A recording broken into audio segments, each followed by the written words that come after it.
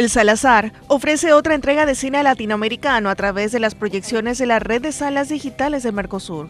Hoy se exhiben los cortometrajes Tigre de Brasil, La Duna de Uruguay y 12.000 noches de jazz de Argentina. Será a las 19:30 en el Centro Cultural Juan de Salazar con entrada libre y gratuita.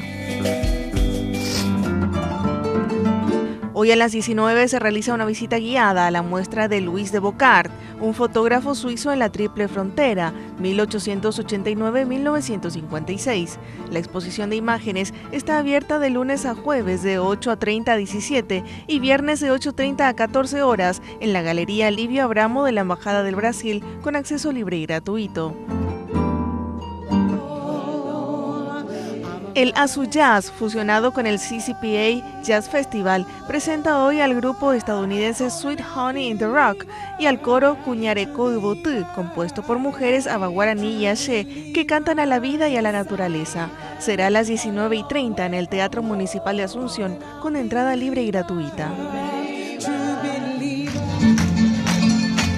Hoy desde las 20 en la Plaza Batallón 40, la Orquesta Sinfónica de la Ciudad de Asunción ofrece un concierto gratuito.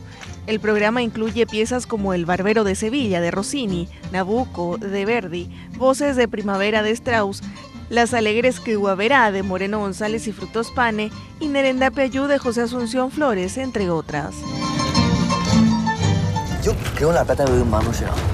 Los Buscadores, nueva película de los directores Maneglia y Schembori, ya fue vista por más de 10.000 espectadores el fin de semana.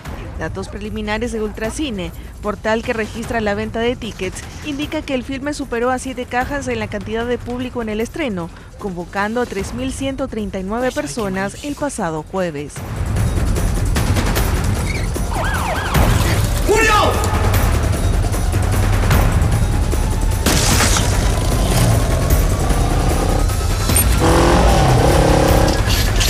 ¡Manu! ¡Manu! ¡Manu, la puta! ¡Manu!